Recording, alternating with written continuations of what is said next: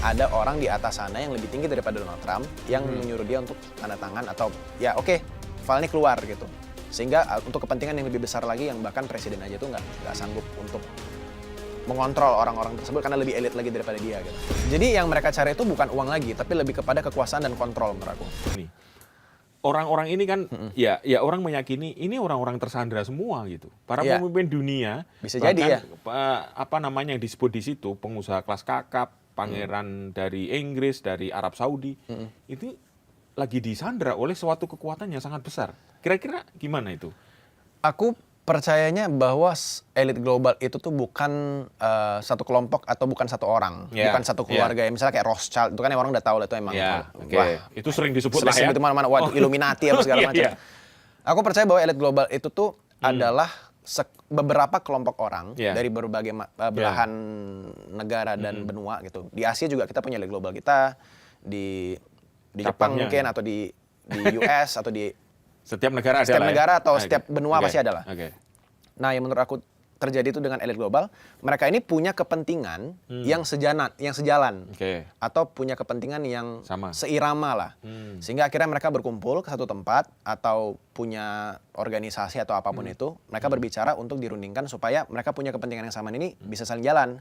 Tapi aku juga cukup yakin ada juga sekelompok elit global yang kepentingannya bukan di sana. Jadi akhirnya bentrok, jadi akhirnya ada politik, jadi segala macam. Ya aku lebih percaya ke situ. Bukan elit global tuh kayak boneka, kita boneka terus kayak aku kurang percaya sih. Lebih percaya kalau mereka tuh punya kepentingan. Dan kalau ditanya kepentingannya buat apa, mereka ini kan jatuhnya uang itu tuh udah sampah lah. Iya, betul. Mereka mau makan apapun besok bodo amat, mau beli gedung mau makan siang di mana, makan malamnya beli di mana. Gedung ini, beli gedung itu, bodo amat gitu loh tiap hari. Jadi yang mereka cari itu bukan uang lagi, tapi lebih kepada kekuasaan dan kontrol menurut aku. Jadi apa nih yang resource yang mereka belum bisa kontrol semuanya, which is adalah menurut aku masyarakat itu sendiri. Masyarakat harus ngapain, masyarakat mau gimana, kondisi mereka hidup kayak gimana, itu kalau mereka bisa kontrol, itu end game-nya menurut aku, yang mereka bisa lakukan kalau uang itu udah bukan masalah lagi. Nah jadi kepentingan-kepentingan ini apa menurut aku? Mereka akan berusaha untuk bekerja sama, gimana caranya membuat sebuah sistem, sehingga akhirnya para orang-orang pekerja ini, para masyarakat-masyarakat yang mayoritas ini, bisa dikelompokkan dan akhirnya bisa dikendalikan dengan lebih gampang. Entah itu dengan teknologi, entah itu dengan propaganda, entah itu dengan campurannya dan segala macamnya. Dan menurut aku, mereka semua arahnya pasti akan ke sana. Karena kalau misalnya mereka ngelakuin sesuatu kayak cuman, wah Epstein Files keluar, terus kayak cerita-cerita konspirasi keluar segala macam, ya buat apa kalau nggak ada kepentingan. Dan orang-orang ini hanya berada di belakang layar, tidak pernah muncul ke publik. Kalau aku percaya beberapa orang pasti ada yang muncul ke publik. Cuman tidak sesering itu. Kalaupun misalnya kayak presiden di negara luar sana, itu aku juga percaya pasti juga bagian dari elit global. Cuman mungkin pasti bukan petingginya, kira-kira gitulah. Kayak misalnya yang Rothschild itu kan beberapa keluarganya jarang banget kelihatan kamera. Jarang banget di wawancara. Kalaupun ada wawancara masuk dokumenter gitu. Jadi film, bukan jadi sebuah acara yang sering ditonton orang dan sering dilihat televisi. Jadi apakah mereka cuma boneka gitu pemimpin negara? Mungkin bukan boneka, tapi lebih ke partner kerja. Tugas lu adalah kerjain bagian yang di muka publik. Gua nggak mau. Kira-kira gitu. Tapi mereka semuanya sebenarnya saling berirama lah. Ada dua hal yang sering disebut terkait dengan elit global, yaitu New World Order sama depopulasi. Nah, kira-kira dari kalau Jos meyakini elit global itu mungkin kepentingannya sama tapi juga kadang berbeda. Kalau dalam dua hal itu gimana? Karena mereka kan pasti akan namanya duit, harta udah bukan masalah. Saya akan ngontrol dunia gitu. Dunia akan disetting seperti maunya mereka. Semua manusia harus nurut. Nah, gitu. Kira-kira. Kalau kita ngomong masalah itu sebenarnya New World Order ya.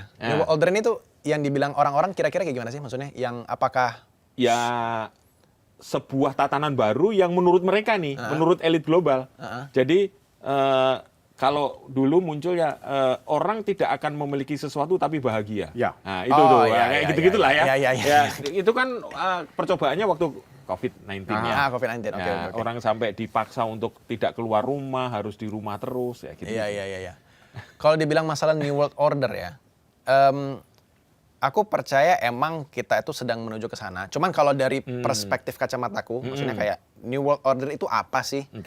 Itu lebih kepada sistem daripada masyarakat itu sendiri yang akhirnya lebih gampang dikontrol sama para pemimpin-pemimpin ini. Pemimpin yang di belakang layar. Lebih gampang dikontrol. Dan kita kalau aku lihat, kita sedang mengarah ke sana. Jauh lebih gampang sekarang masyarakat tuh disetir. Ya? Opininya tuh mau ke kanan, mau ke kiri. Itu gampang banget sekarang untuk dikontrol. Sosial media benar. Sosial media itu kan sekarang kita udah di tracking keinginan. Gak usah jauh-jauh lah kita kalau misalnya ngomongin. Aku kemarin, aku bahkan ada ngomong di videoku. Aku cuma pergi ke bengkel, nggak ada ngomong ke siapa-siapa. Tiba-tiba disodorin iklan itu ya? Tiba-tiba disodorin iklan itu. Yang sesuai dengan pikiran aku.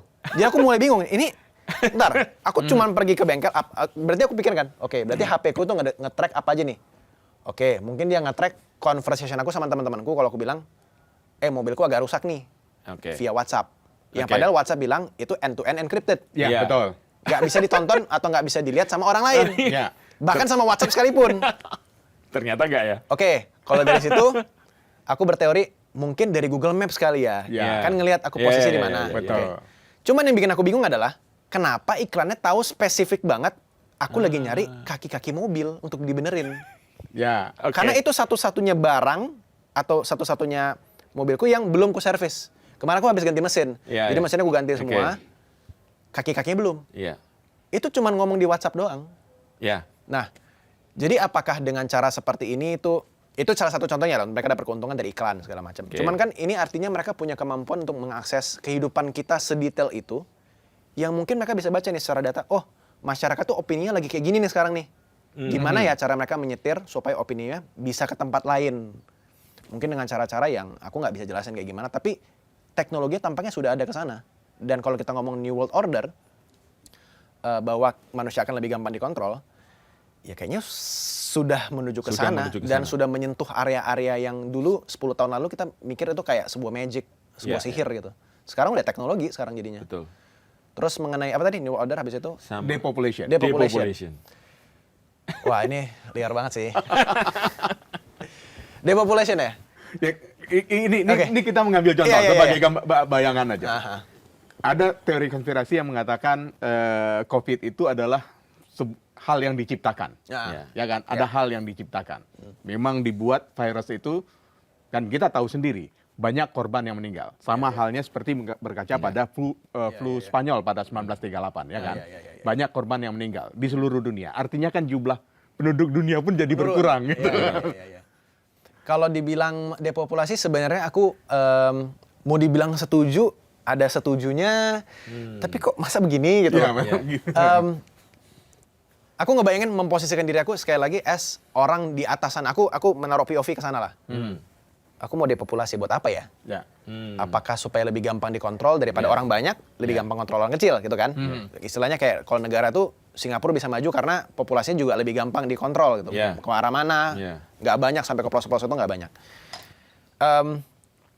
Kalau dibilang masalah depopulasi, aku ada setuju-setujunya. Seperti yang tadi aku bilang. Karena kalau misalnya aku memposisikan as orang elit global, ini pikiran liar aja ya. Mungkin kayak, mungkin bumi jadi lebih hijau kali ya di masa depan, 50 tahun lagi. Generasi-generasi muda zaman depan mungkin lebih enak hidupnya gitu.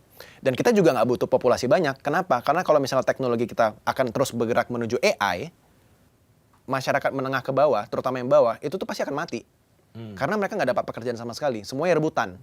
AI itu sampai kayak bikin semua lapangan pekerjaan yang tadinya butuh 10 orang nih.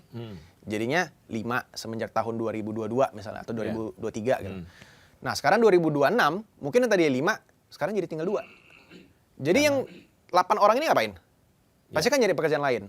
Kalau aku ngeliat secara masa depan, aku memprediksikan bahwa pekerjaan-pekerjaan atau industri yang akan tetap berjaya dengan hanya manusia itu akan menjadi pekerjaan-pekerjaan yang hubungannya sama service. Misalnya kayak koki, pelayan hotel, atau misalnya manajer komunitas. Orang-orang akan mau untuk mengisi waktunya ke tempat-tempat yang mungkin bisa saling cerita segala macam. Yang lebih experience yang emang AI itu nggak bisa gantiin. Tapi kalau semuanya ke arah sana kan lapangan pekerjaan terbatas ya. Jadi terbatas, betul. Ujung-ujungnya yang 8 ini ngapain? Gitu. Dimusnahkan. Ya secara tidak langsung dimusnahkan. Entah sakit karena kelaparan, akhirnya meninggal segala macam. Ya itu data lah yang ngomong. Dan apakah itu akan jadi depopulasi? Kedepannya pikir-pikir arahnya jadi ke sana. Makanya gue rada-rada setuju juga. Cuman apakah itu endgame-nya? Aku nggak tahu. Apakah itu side effect-nya? Mungkin iya. Tapi apakah itu endgame-nya? Kalau dibilang jahat banget ya jahat banget ya. Iya. Cuman kalau kita ngomong elit global ya mungkin jahat kali ya. Itu Epstein file kayak gitu ya. Iya kan, jahat semua kan. Baru kan si ini Epstein itu kan pesen jutaan liter asam sulfat ya. Asam sulfat. Ya, itu ada fakta baru. Ada fakta baru. Yang untuk menghilangkan jasad manusia sampai hilang kan. Nah, tapi memang itu yang baru temuan ya. Temuan. Nah, ini menarik karena ya mau tidak mau orang pasti ini fakta apa enggak ya gitu. Tujuan mereka itu sebenarnya apa sih begitu kalau kita lihat kan apa fakta-faktanya ada anak-anak terus kemudian penyiksaan segala macam ya, pelecehan seksual dan macam-macam. Dan kalau kita lihat juga dari Epstein Files itu tuh kan banyak banget yang disensor ya. Banyak banget yang disensor. Jadi orang-orang itu berfantasinya liar banget untuk mengisi yang dihitam-hitamkan. Yang dihitam-hitamkan itu siapa? Mengisi puzzle kosongnya. Tapi justru karena itu jadi teori konspirasi. Karena kalau misalnya semua dikasih tahu, kayaknya meledak banget gitu loh. Tapi